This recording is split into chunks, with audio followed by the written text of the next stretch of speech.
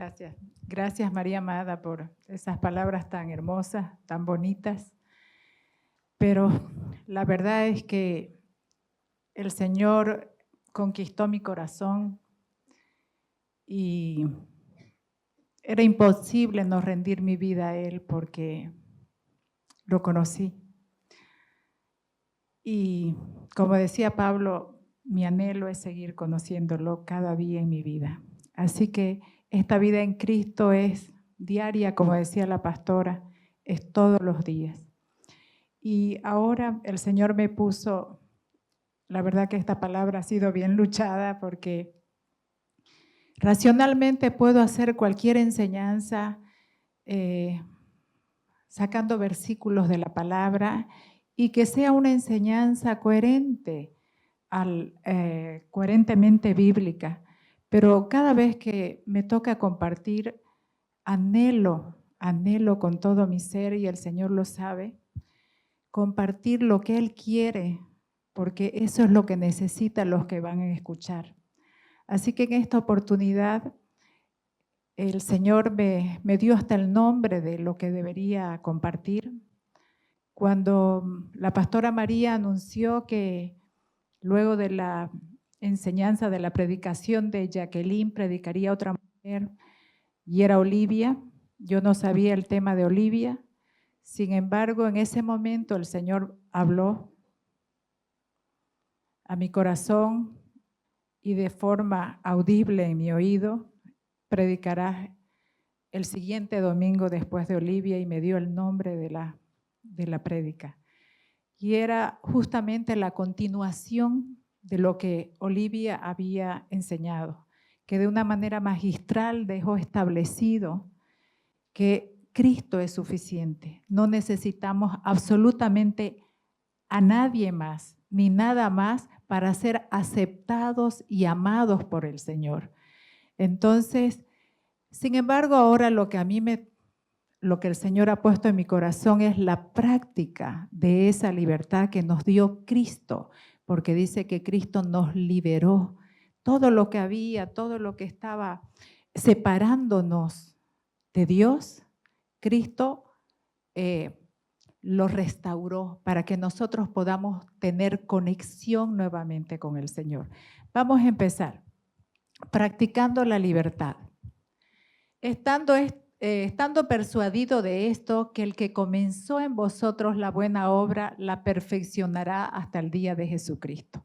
Ese es el versículo que respalda esta práctica de la libertad. Entonces, el que comenzó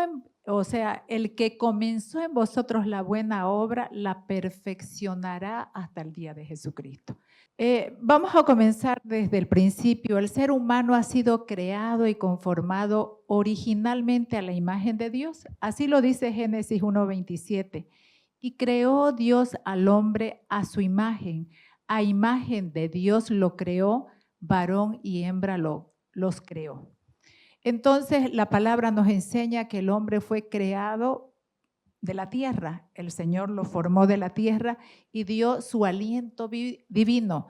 Como Él es espíritu, entonces quiere decir Él mismo entró en el hombre para que ese hombre tenga vida.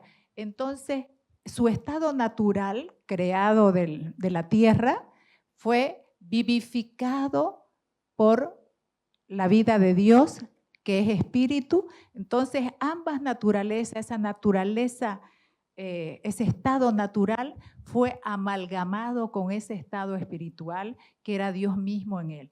¿Qué es amalgamar algo? Es mezclar, es juntar dos naturalezas diferentes en una sola. Entonces, así fue el hombre creado originalmente. Sin embargo, vamos a ver, al caer en pecado, su conexión vital a la esencia de su existencia, Dios, experimentó la separación. Recuerdan que Adán fue advertido por Dios que no comiera específicamente del árbol del conocimiento, cuyo fruto era el bien y el mal. Al final, para achicar la historia, bueno, Eva fue seducida y finalmente Adán termina alimentándose de ese fruto, que el fruto era bien y mal. o sea que las dos cosas contenidas estaban en el mismo fruto, terminó alimentándose de ese fruto y ahí se produjo esa conexión porque desobedeció a Dios y ya el hombre quedó sujeto, fue desarraigado de su base esencial, o sea, la presencia de Dios, porque dice la palabra que el hombre fue destituido de la gloria de Dios. Entonces quiere decir, ¿qué es la gloria de Dios? Es la presencia misma de Dios, es Él mismo. Entonces Dios fue quitado. Y si la vida espiritual, la vida del espíritu fue quitada, ¿cómo queda el hombre?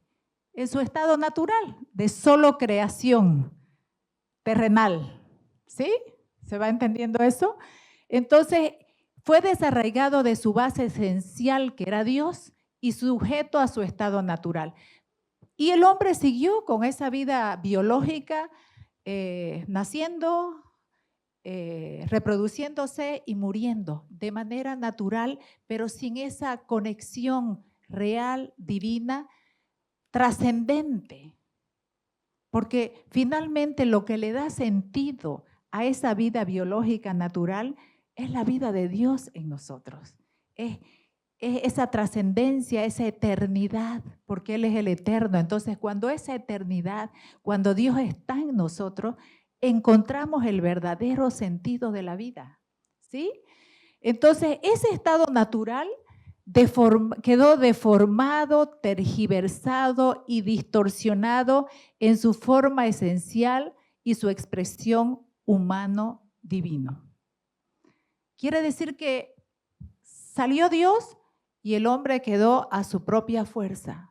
Empezó a verse a sí mismo de forma tergiversada, distorsionada, empezó a ver a Dios de la misma forma, distorsionado, tergiversado, y empezó a ver a sus semejantes y todo de forma distorsionada. ¿Por qué? Porque había perdido la esencia, el verdadero sentido de la vida.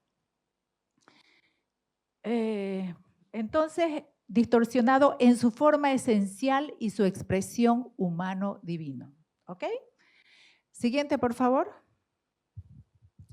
El ser humano separado y alejado de Dios necesitó de la gracia y la misericordia divina de redención y restauración.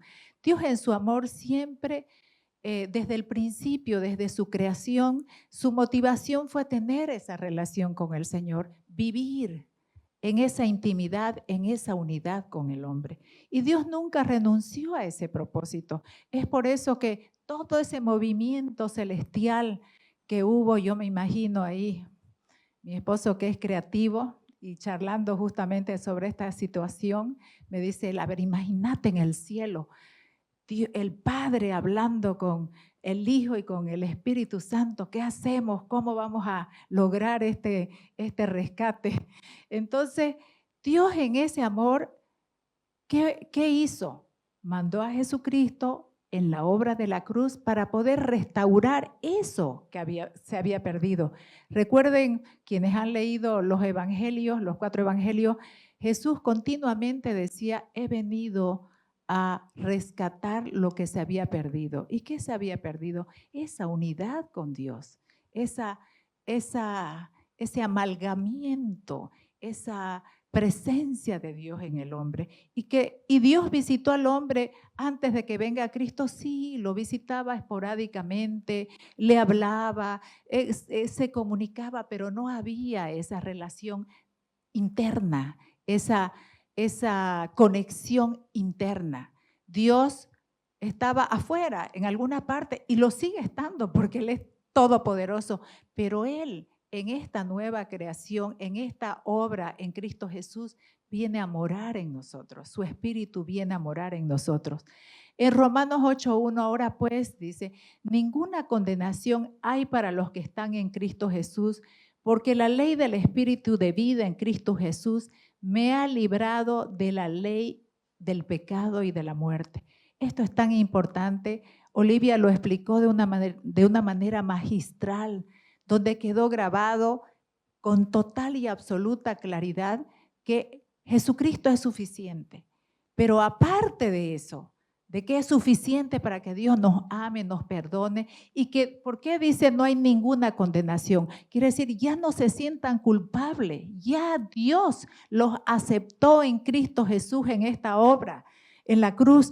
Así hayan hecho lo que hayan hecho con su vida, haya sido miserable, terrible, se sientan miserables, no hay condenación por la obra de Cristo Jesús. Eso tiene que ser una verdad, una realidad que rige todo nuestro ser. No hay nada, nada, ni el pecado más grande ya nos separa de Dios. ¿Por qué? Ya no hay condenación, porque Cristo ya pagó el precio de los pecados, pero no solamente quedó en eso, sino que posibilitó que Dios venga nuevamente a morar en nosotros, ¿sí? Y esto es muy importante que también me quedó así, que yo le comentaba a la pastora cuando Olivia estaba predicando, siempre digo, cuando el Señor algo es como una impronta, como un sello que viene así, que uno lo sabe, pero el Señor lo vuelve a recordar, que dice, porque la ley del Espíritu de vida en Cristo Jesús me ha librado de la ley del pecado y de la muerte. ¿Qué significa eso? Ya esa ley de pecado y de muerte se refiere a ese estado natural sin Dios. Entonces está diciendo, ya esa naturaleza a su manera, suelta, solitaria, su suerte, ya no tiene dominio sobre esta nueva vida que tenemos en Cristo Jesús. Entonces, esa ley del Espíritu de vida en Cristo es superior a esa vida anterior, a ese estado natural en el que estábamos viviendo sin Dios. Volvimos al origen. 2 Corintios 5:17, de modo que si alguno está en Cristo, nueva criatura es, nueva creación. Las cosas viejas pasaron, ahora han sido hechas nuevas. Entonces, lo que les decía antes, lo que hubiéramos hecho, ya no importa. Somos nueva creación en Cristo Jesús. ¿Ok? Todo ha sido hecho nuevo. Esa nueva vida que es Cristo en nosotros es una verdad, es una realidad. ¿No la sentimos? No importa, es verdad. Es una realidad, aunque no la sintamos. Es una realidad. Romanos 8:29, porque a los que antes conoció, también los predestinó para que fuesen hechos conformes a la imagen de su Hijo, para que Él sea primogénito entre muchos. Entonces, fíjense, ya nos salvó, tiene que ser una verdad eso, que nada nos separa del amor de Dios, que Jesús es suficiente, que nada podemos hacer. La fe pura que hablaba Olivia es justamente no mezclar pactos, el pacto antiguo y el pacto nuevo, y no mezclar absolutamente nada. No es necesario nada para ser amados y aceptados por Dios, es necesario creer en esa obra de la cruz.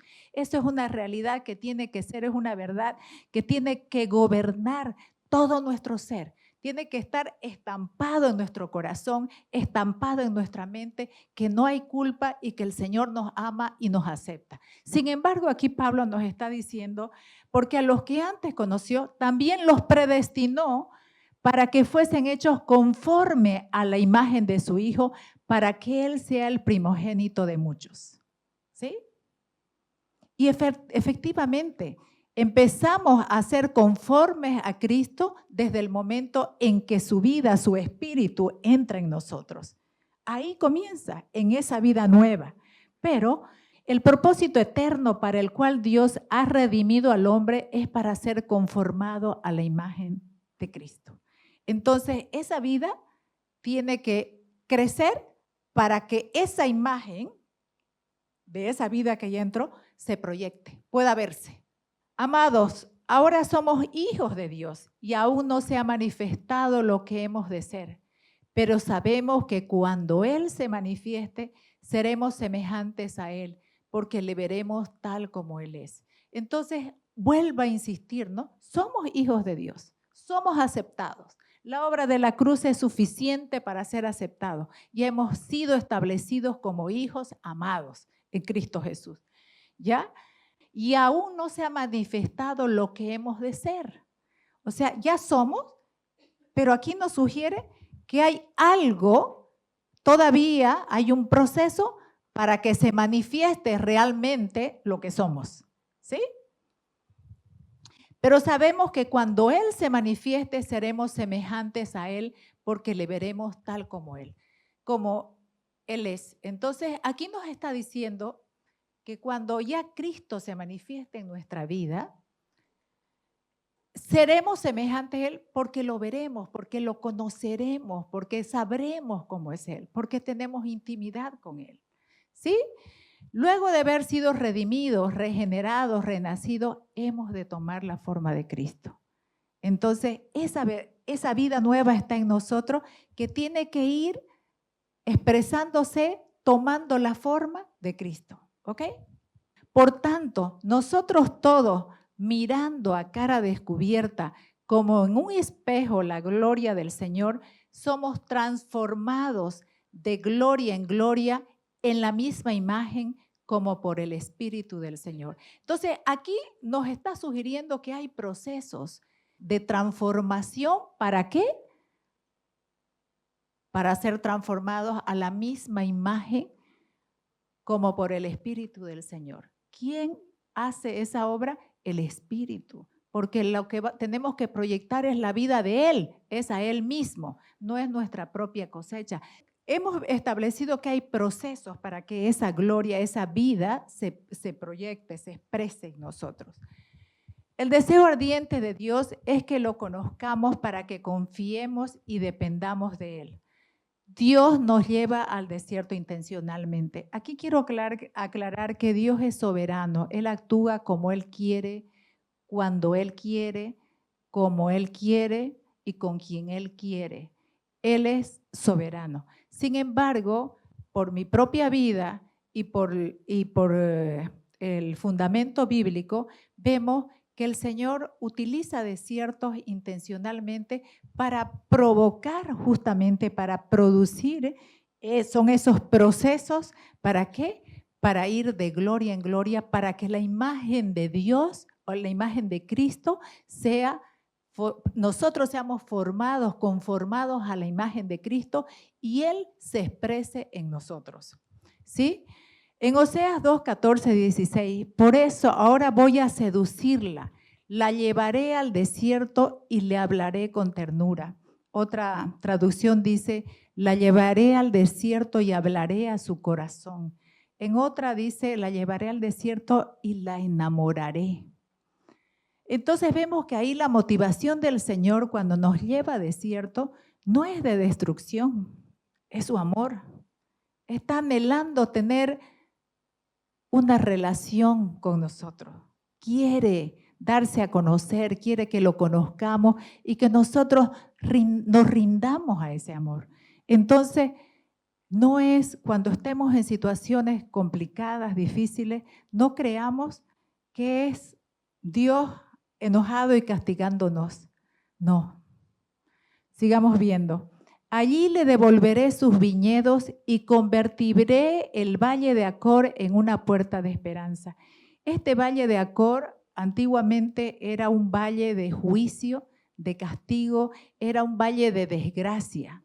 Entonces, aquí hay una analogía con la cruz de Cristo, con la crucifixión, con la muerte de Jesucristo. ¿Por qué?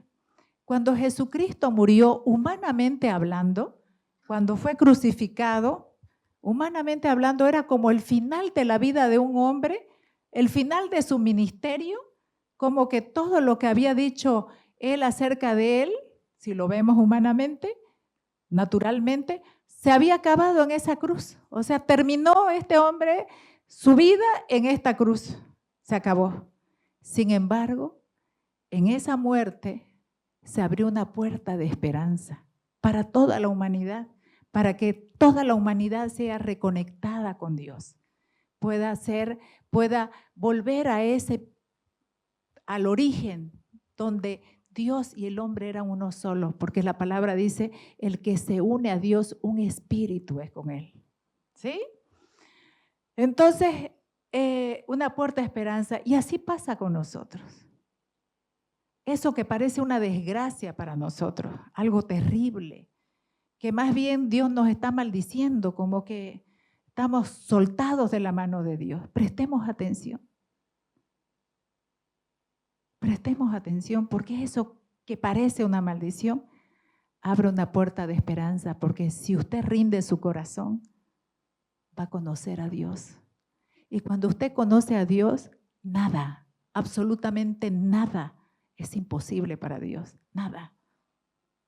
Aprende a descansar en Él. Y lo digo con toda humildad, no para impresionarlos. Le decía yo a la pastora el otro día, cuando el Señor dice algo, para mí es más real que lo que mis ojos ven, porque he aprendido a confiar en Él plenamente. Lo que Él dice sobre una situación, sobre mi vida, sobre mi esposo, sobre lo que sea, para mí eso es una verdad irrefutable, no cuestionable. Y lo digo de verdad con todo mi corazón, no quiero impresionarlos, pero llegamos a eso, ¿cómo? En esos tiempos donde no hay nada de qué agarrarse. ¿Saben qué? Yo llegué a una situación que si no miraba para arriba, miraba para acá, me hundía. No había ninguna posibilidad humana, ni interna ni externa. Ninguna, absolutamente ninguna. Digo interna, ¿por qué? Porque todas mis emociones, todo mi sentimiento, quería boicotear lo que yo era en Cristo Jesús. Todo el tiempo, mis pensamientos, mis emociones querían boicotear de verdad. Miraba mi situación natural y era tan terrible, que si no miraba para arriba, moría. Y moría de verdad. No le estoy hablando de me apartaba de Dios, moría físicamente también. Pero por su gracia, por el amor de Dios y porque el Señor tiene propósito en nosotros cuando abrimos nuestro corazón, porque ya la vida del Hijo está en nosotros. Por su gracia el Señor me llevó y me hizo permanecer y mirar arriba y agarrarme de Él. De Él. Pasaba, porque era necesario y siempre es necesario, pasaba horas estableciendo la verdad de quién era yo en Cristo Jesús. Escuché una vez que decían que leamos en la palabra y subrayemos todos los lugares donde decía quiénes éramos nosotros en Cristo Jesús. Eso hice, subrayé y empezaba no solamente a leerlo, sino a hablarlo, a establecerlo en mi vida. Yo soy esa nueva creación, yo soy una hija de Dios amada, aceptada. Soy una hija de Dios en Cristo Jesús. Todo lo que la palabra decía de mí, yo lo hablaba porque dice la palabra, creí por lo cual hablé. Y en el hablar hay el Señor mismo, la palabra misma nos enseña cómo creó Dios al mundo. Hágase la luz y la luz se hizo.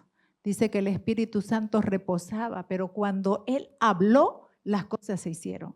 Entonces, cuando nosotros empezamos a hablar lo que creemos, pero que todavía está siendo zarandeado, batallado internamente, es necesario establecerlo, hablarlo. ¿Sí?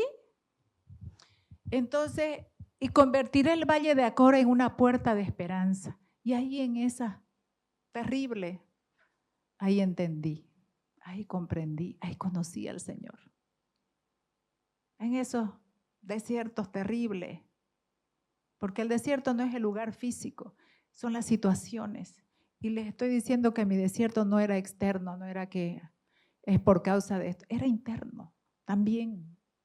Y allí responderá como en los días de su juventud, como en el día que salió de Egipto. O sea, haciendo una comparación, ¿no? Cuando el pueblo que estaba cautivo, que estaba esclavizado en Egipto, salió libre de la tiranía del dictador, del faraón, ¿no? En aquel día, afirma el Señor, me llamarás esposo mío y no me llamarás más mi Señor. ¿Se dan cuenta que en esos tiempos dejamos de ver a Dios como ese Dios lejano, ese Dios poderoso, pero también severo? Porque, y por favor, Él siempre va a ser mi Señor, pero ahí nos enamoramos de Él. Ahí dice, y no me llamarás más mi Señor, sino que me llamarás esposo mío. ¿Qué es lo que tienen un esposo y una esposa? ¿Por qué se casan? Porque están enamorados. Entonces ahí aprendemos a amar a Dios.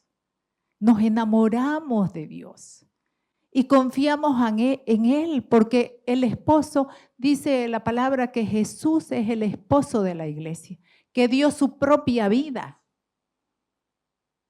por la iglesia y que todo el tiempo la está cuidando, la está limpiando. Entonces ahí comprendes, te enamoras de Dios, comprendes su amor y sueltas, te rindes a Él.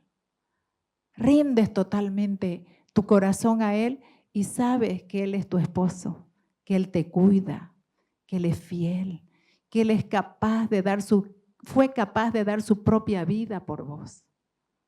Y confías. Entonces sales de ahí ya fructíferos, porque dice, allí le devolveré sus viñedos. Ese desierto que parecía que te iba a destruir, que parecía que estaba diseñado para acabar con tu vida, abre una puerta de esperanza. ¿Por qué? Porque sales sabiendo quién es tu esposo. Para hombres y mujeres estoy hablando, tu esposo, porque Jesucristo es el esposo de la iglesia y todos nosotros somos su iglesia, hombres y mujeres. Siguiente. Recuerda cómo el Señor tu Dios te guió por el desierto durante 40 años, donde te humilló y te puso a prueba para revelar tu carácter y averiguar si en verdad obedecerías sus mandatos. Entonces pareciera aquí que el Señor lo estaba castigando, ¿no? Pero ¿cuál era la motivación? Poner a prueba para revelar tu carácter y averiguar si en verdad obedecería su mandato. O sea, si realmente le vas a creer. Nadie puede obedecer lo que no cree. ¿Sí? Entonces hay esos tiempos de carencia donde uno se siente y te pone a prueba, dice, para revelar tu carácter. Dios sabe, claro que Dios sabe cómo somos, para revelarnos a nosotros, para ver cómo nosotros reaccionamos ante esas situaciones. Sí, te humilló permitiendo que pasaras hambre y luego alimentándote con maná, un alimento que ni tú ni tus antepasados conocían hasta ese momento. Fíjense, en esos procesos el Señor hace cosas que nuestra mente no conoce, que no sabemos. Rompe esos esquemas, esos paradigmas que no, las cosas son así, nos rompe esa manera de pensar, de cómo creemos que deben ser las cosas. ¿Y qué dice? Tú ni tus padres. Lo hizo para enseñarte que la gente no vive solo de pan, sino que vivimos de cada palabra que sale de la boca del Señor. Ese era el objetivo. ¿Saben qué? No es solo lo que ven, no es lo que sienten, es lo que yo he dicho. Esa es la verdad. Ese es el motivo del desierto. Es lo que yo he dicho, no solo de pan vivirá el hombre. Eso pasó conmigo. No había humanamente posibilidades. Y agarré su palabra, agarré la verdad. Y dije, te creo, Señor.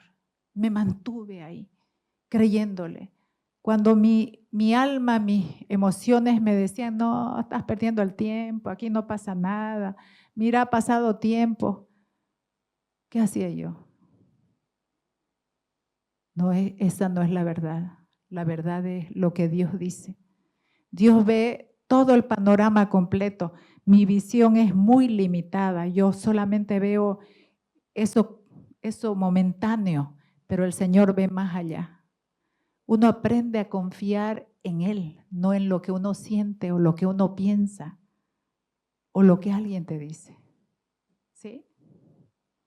Mas el Dios de toda gracia que nos llamó a su gloria eterna en Jesucristo, después que hayáis padecido un poco de tiempo, Él mismo os perfeccione, afirme, fortalezca y establezca. Fíjense que quien hace la obra, porque esto no es, ay, Katia, la tremenda que pudo. No, por favor, le estoy diciendo que débil, que si no miraba para arriba, me hundía. Entonces, ¿quién hace eso?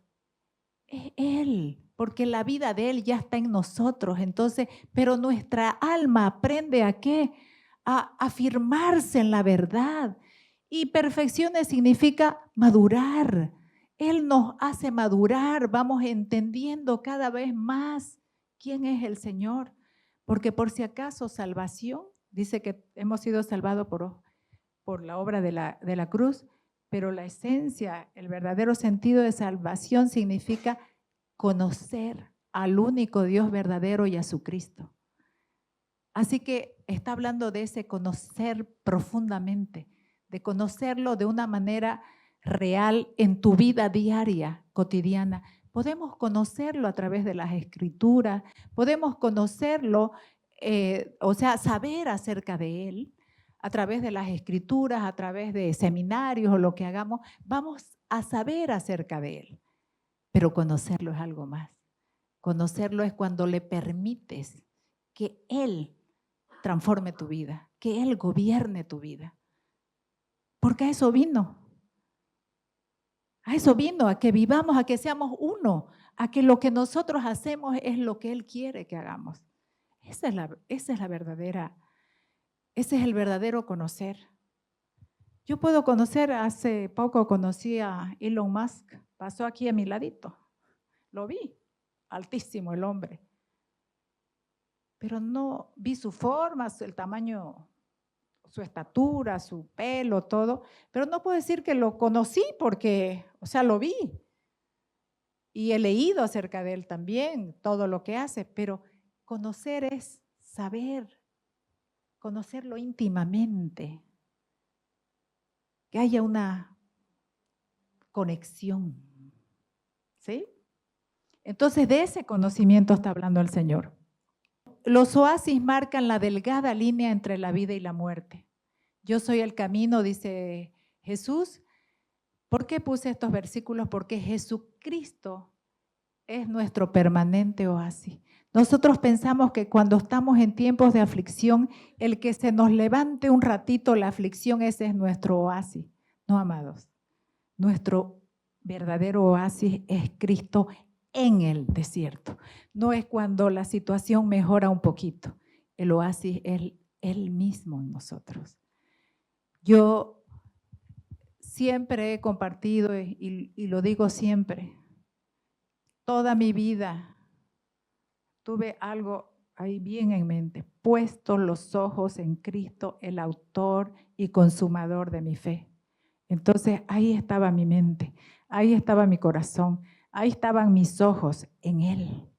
Y podía pasar esas situaciones que tenía, ya les dije, altibajos, subidas y bajadas, sí, pero el mantenerme firme en esa, por la gracia de Dios, porque Él nos da el querer y el hacer, ¿no? Por favor, no es que soy la Wonder Woman, no. Lo remarco para, no para que tengan tampoco un recetario, sino para que vean que el permanecer, el mantener los ojos en la verdad, en Cristo, nos permite pasar esos desiertos bien, con vida, porque los oasis remarca, es la delgada línea entre la vida y la muerte. En el desierto, si no hay ese refrigerio de la vida de Cristo en nosotros, claudicamos. Entonces, Él es nuestro oasis, manteniendo los ojos puestos en Cristo. Siguiente. Pero también hay desiertos inútiles, le cuento, y propiciados por Dios. Israel salió de la esclavitud de Faraón en Egipto, con poder, con milagros tremendos. El Señor mandó plagas para que el Faraón suelta a su pueblo, y la salida de este pueblo fue poderosa y gloriosa. Dios la hizo, igual que a nosotros. La salida de esa condición de muertos, milagrosamente, poderosamente la hizo en la cruz. O sea que nosotros salimos de esa esclavitud en la cruz, creyéndole a Cristo. Bueno, este pueblo salió, pero durante 40 años divagó, quejándose, viendo sus circunstancias, añorando el pasado porque se alimentaban de maná y decían, ay, en Egipto eran esclavos. Ojo, no tenían ningún derecho, absolutamente. El esclavo no tenía derecho a nada. Oh, pero allá por lo menos comíamos cebolla y pan. Entonces, y así divagaron 40 años. Cuando llegaron ya a la frontera de la tierra prometida, porque salieron del lugar de esclavitud a una tierra prometida. Esa tierra prometida fluye leche y miel, dice. Entonces llegaron ahí a la frontera y nada. El temor que los persiguió en los 40 años, porque cuando uno no le cree a Dios, siempre está atemorizado, siempre. Porque las circunstancias lo gobiernan, lo que ve, lo que siente, lo que piensa, eso lo gobierna. Entonces, este pueblo era así, atemorizado siempre. Había una situación, ya Dios nos abandonó. Y sin embargo, Dios siempre estuvo con ellos, porque dice que la nube, que representaban a Dios, la nube y la llama de fuego, siempre estaba con ellos, delante de él. Y tenían además a Moisés, quien los guiaba, que es la figura del Espíritu Santo en nosotros ahora. El Espíritu Santo de Dios está en nosotros, ¿para qué? Para guiarnos en esta vida con Él. Entonces llegaron a esa frontera, no pudieron entrar. ¿Por qué? Porque resulta que mandaron espías para ver cómo era la tierra, y de allá volvieron la mayoría diciendo, hay unos gigantes terribles, inmensos. Ellos nos ven a nosotros como langostas. En ninguna parte de la Biblia registra que los gigantes hubieran dicho eso. Ellos se veían a sí mismos como langostas. Ellos así se percibían, chiquititos, pequeños. ¿Sí? Pero hubieron dos de fe, referentes de fe. ¿Quién es el de fe? El que le cree a Dios. No es que sea extraordinario, sea capísimo en sí mismo, en su fuerza. No, el de fe es el que le cree a Dios, simple y llanamente. Dijeron, no, efectivamente están los gigantes, no negaron, están. Pero le creyeron a Dios y entraron. Todos esos que no le creyeron murieron en el desierto. Así que hay un riesgo. Cuando no le creemos a Dios, nos hacemos parte del desierto. Morimos en el desierto. ¿Sí? Nos quedamos ahí. Siempre su gracia, su amor. ¿Y qué es eso? ¿Que perdimos la salvación? No, de ninguna manera. Si sabemos que la salvación, sabemos que el habernos conectado con Dios es gratuito. Él lo hizo y nosotros lo creemos. Pero para disfrutar de esa verdad, necesitamos creerlo. ¿Sí? Israel perdió su fe en Dios cediendo al miedo, y eso lo llevó hacia la desobediencia y la terquedad, y como resultado a esa generación no se le permitió entrar en la tierra prometida. O sea, la tierra prometida en este nuevo pacto es Cristo. Cuando seguimos divagando, no creyéndole a Dios, no vamos a poder conocer y disfrutar de esa vida gloriosa de Cristo.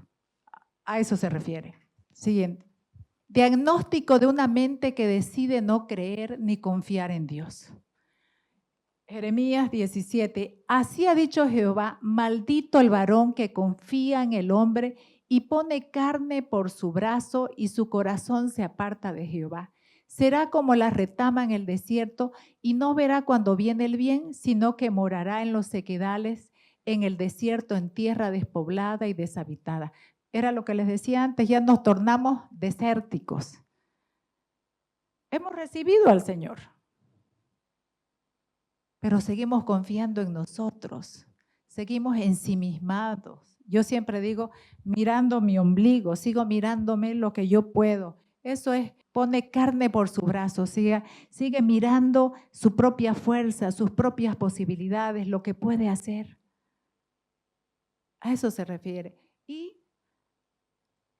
como ya nuestra morada ya es el desierto, nos tornamos personas secas, áridas. Se han encontrado con esas personas que han recibido a Cristo, pero que son áridas, secas, espinudas, ¿sí? Que flagelan. Ese es el peligro, amados, de no los quiero asustar, por favor, no. Pero corremos ese riesgo de vagar si nos rendimos el corazón al Señor, ¿sí? Y vamos a hablar acerca de Dios y vamos a enseñar acerca de Dios, pero no vamos a experimentar en nuestra vida lo que realmente significa la vida de Cristo en nosotros. Mirad, hermanos, que no haya en ninguno de vosotros corazón malo de incredulidad para apartarse del Dios vivo. Antes, exhortaos los unos a los otros cada día, entre tanto que se dice, hoy, para que ninguno de vosotros se endurezca por el engaño del pecado, porque somos hechos participantes de Cristo, con tal que retengamos firme hasta el fin nuestra confianza del principio. Entre tanto que se dice, si oyeres hoy su voz, no endurezcáis vuestros corazones como en la provocación. ¿Cuál era la provocación? Lo que les conté de ese pueblo que divagó por 40 años. Entonces, aquí es una exhortación y nos está diciendo que cuidemos nuestro corazón. Acabamos de hablar del que no cree, termina en el desierto y se vuelve un desierto. Entonces, cuidemos nuestro corazón, dice. ¿Y cómo lo vamos a cuidar? Con tal de que retengamos firme hasta el fin nuestra confianza del principio. Eso es fe. No veo con mis ojos naturales que la situación está cambiando. No siento en mi corazón que yo soy una nueva creación, que yo soy ñañas con Cristo. Sigo creyendo. La fe no es sentimiento, la fe no es emoción. La fe es certeza, es convicción. ¿En quién? En el que todo lo puede. No es confianza en lo que yo puedo, es en el que todo lo puede. ¿Sí? Propósito del desierto, ser conformados a la imagen de Cristo. Pero esta formación requiere la renovación del entendimiento para ser transformado, que luego vamos a ver. También nos llevan a conocer, confiar, depender de la voz del Espíritu Santo. Claro, porque ahí nos volvemos, rendimos nuestro corazón y aprendemos a escuchar la voz del Espíritu. Recuerden que nuestra guía en el antiguo pacto era la ley, en Moisés. Nuestra guía ahora es el Espíritu en nosotros. ¿Quiere decir que no vamos a leer la palabra? Claro que la vamos a leer, pero quien nos guía dentro de nosotros es la voz del Espíritu. En esos tiempos aprendemos a ser sensibles a la voz del Espíritu, ¿sí? Y obviamente la palabra que es Cristo, porque Cristo está en nosotros, pero también la palabra escrita, obvio, también dice la misma Biblia, es faro a nuestros pies, nos guía, ¿sí? Nuestra restauración plena viene cuando entendemos que nuestra relación con Dios no se basa solo en compromisos hacia su precepto. O sea, no es solo lo que yo puedo cumplir los 10 mandamientos o no puedo cumplirlos, sino no nos acercamos a Él por temor a no ser castigados. O sea, sí, le voy a obedecer a Dios porque si no me viene el azote. No. Nuestra verdadera restauración es su amor nos ha cautivado y encontramos en Él todo nuestro deleite. A eso quiere llevarnos el Señor. ¿sí? Ahí encontramos el deleite. Nuestro corazón se rinde enamorado al Señor. El Señor no quiere que seamos nomás hacedores, cumplidores de los 10 mandamientos. Quiere gobernar nuestra vida en todo lo que hacemos. Dice Cristo, en todo y en todos. Mis negocios, ok, Dios, ya voy a la iglesia con mi grupo de oración, bien, pero mis negocios yo los manejo como yo quiero. No hay separación, tu vida es en todo.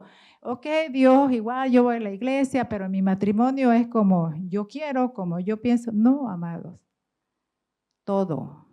Cristo en todo. ¿Ok?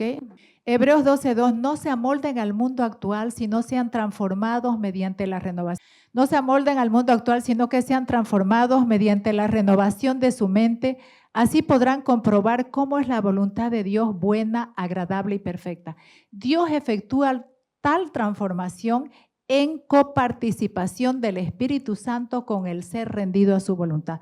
Fíjense que Dios lo hace con el Espíritu Santo, pero nosotros colaboramos rindiendo nuestra voluntad, rindiendo nuestra vida a Él, ¿sí? Proverbios 23:17, porque cuál es su pensamiento en su corazón, tal es. Aquí vemos cómo los pensamientos son tan importantes en las personas. ¿Por qué? Porque al final definen quiénes somos. Lo que pensamos terminan siendo lo que somos, ¿sí? Eso expresamos. Entonces, es muy importante en la renovación del entendimiento, renovar nuestros pensamientos. Aquí vemos un vaso que está vacío hasta la mitad y lleno hasta la mitad. Una mente sin renovar es una mente incrédula, vacía de Cristo, está hasta la mitad. Y una mente renovada es una mente llena que confía en Dios. ¿Han visto a algunas personas que miran? Ahí usted se va a dar cuenta si su mente ha sido renovada o no. Cuando en cada situación que usted ve, siempre ve vacío. ¿Sí? Alinear nuestros pensamientos con la verdad de Dios, al alinear nuestros pensamientos con la verdad de Dios. ¿Cuál es la verdad? Ya somos amados, aceptados, somos nueva creación. Todo esto de cierto no es que no nos ama, ya lo he explicado bien, ¿no ve? No. ¿Quiénes somos en Él? Esa identidad queda establecida en nosotros, ¿sí? Y podemos superar los patrones de pensamiento negativos y experimentar transformación en nuestras vidas. Entonces aquí nos está diciendo fuerte, ¿no? Si esta forma de pensar natural no se ve impactada por la verdad, no es saturada de la verdad y esos pensamientos naturales son eliminados por la verdad, o sea, son quitados por la verdad, no va a haber una verdadera transformación, no vamos a poder experimentar a Cristo realmente. Siguiente. Efesios 4:22, en cuanto a la pasada manera de vivir, despojaos del viejo hombre que está viciado conforme a los deseos engañosos y renovaos en el espíritu de vuestra mente, vestíos del nuevo hombre creado según Dios en la justicia y santidad de la verdad. Sigue estableciendo Pablo que hay una parte nuestra, coparticipamos con el espíritu. Mi sueño siempre fue, ok, entró el espíritu, aquí estoy, hacelo vos. Bello, ¿no? Hermoso. No, hay una coparticipación, amados. Temporal, siempre. ¿Hasta cuándo? Hasta que vamos a su presencia. Siempre. ¿Ya? Hay una antigua naturaleza que también es llamado el viejo hombre, naturaleza caída, hombre natural, que aquí lo está hablando, pasada manera de vivir, despojados del viejo hombre, es esa antigua naturaleza que estaba sin la vida de Dios, sin su espíritu. Y hay una nueva naturaleza que también es llamado nuevo hombre, nueva creación, hombre espiritual, que es ese hombre nuevo ya unido con Dios en Cristo Jesús, esa nueva creación, ¿sí? Esta antigua naturaleza tiene su propia sabiduría humana, sus propios pensamientos, sus propias emociones, que normalmente son negativas y destructivas. ¿Sí? Y esta nueva naturaleza también tiene su esencia, ¿ya? Esa nueva naturaleza es Cristo en nosotros. En realidad la naturaleza de Cristo es manso y humilde, dependiente y obediente al Padre. La naturaleza de Cristo es manso y humilde, dependiente y obediente al Padre. Entonces eso se va a manifestar. ¿Por qué es manso y humilde? Le cree al Padre, se somete al Padre, se somete a la verdad, ¿sí? Y obediente al Padre. El que quiera salvar su vida, decía Jesucristo, la perderá, y el que la pierda por mi causa la hallará. ¿De qué vida nos está hablando? ¿Que nos vamos a suicidar? Obviamente no. Dice, pierdan esta antigua manera de vivir, ese viejo hombre que es cuadrado, que tiene sus pensamientos así fijos, esa naturaleza testaruda, que siempre quiere tener la razón, limitante, porque en esa naturaleza, en ese viejo hombre, hay los dos polos opuestos, hay el orgulloso, soberbio, prepotente, pero también está el indigno, el que no da la talla, el que piensa que no vale nada, el que no es. Los dos están en la misma, son la proyección de esa antigua naturaleza. Uno no es mejor que el otro. A los ojos humanos pensamos que el de abajo es mejor que el de arriba. Están en la misma naturaleza. Entonces, y esa naturaleza, a esa es a la que tenemos que morir. El que se siente, nada soy, ¿qué tiene que hacer? Tiene que renovar, ¿no? Soy nueva creación. El Señor me amó en Cristo Jesús, entregó a Cristo para que yo sea restaurada, para que yo sea hija de Él, hijo de Él, ¿sí? Y dice, y el que pierda salvar su vida la perderá, y el que la pierda por mi causa la hallará. O sea, el que se niegue a seguir siendo guiado por esa antigua naturaleza, va a hallar. A eso se llama negarse a sí mismo. El que se niega a ser sometido, además que ya la palabra dice que ya nos ha liberado, o sea, nos ha liberado de esa opresión. Ya Él no es no es superior en nosotros, sino que esa nueva vida es superior a nosotros por fe, aunque no lo sintamos. ¿Sí? Porque los que son de la carne piensan en las cosas de la carne, pero los que son del Espíritu en las cosas del Espíritu. Fíjense, entonces, los que siguen activamente en esa antigua naturaleza, a pesar de haber recibido a Cristo, van a estar pensando en qué, en sí mismo, lo que yo puedo hacer, o quién me puede ayudar, quién me puede dar, a ver, ¿dónde está? Mi confianza no está al final en el Señor, está en mí y en los otros, ¿sí? Entonces dices, piensan en las cosas de la carne, pero los que son del Espíritu, en las cosas del Espíritu. Que el ocuparse de la carne es muerte, pero el ocuparse del Espíritu es vida y paz. Entonces, si nosotros nos ocupamos de lo que pensamos y seguimos estacionados ahí, no, pero no sabes lo que me han hecho a mí, es que no tenés idea de lo que estoy viviendo, es que no sabes la situación que estoy pasando, seguimos ahí en la carne. Estamos ocupándonos de eso, de esa antigua naturaleza. ¿Y a qué nos va a llevar? A muerte. ¿Qué es muerte? Es separarse de Dios, o sea, es al final divagar ahí en el desierto. No vamos a creerle a Dios, vamos a continuar siendo gobernados por esa antigua naturaleza, ¿ya? Pero el ocuparse del Espíritu es vida y paz, o sea, el estar mirando la obra completa de Cristo, que Él ya lo hizo, si Él venció, yo estoy en Él, yo voy a vencer también porque yo soy parte de Él. Nosotros estamos en Cristo, somos parte de Él. ¿Sí? Siguiente. Ahora sí. Siguiente. Si pues habéis resucitado con Cristo, buscad las cosas de arriba, donde está Cristo, sentado a la diestra de Dios. ¿Ve? Lo que les acabo de decir, ¿dónde está Cristo? Sentado a la diestra, ¿qué? En señal de victoria. Venció la muerte, venció el pecado y fue levantado y sentado a la diestra de Dios. ¿Y saben qué? Nosotros con Él, así dice la palabra. ¿Por qué? Porque estamos en Él.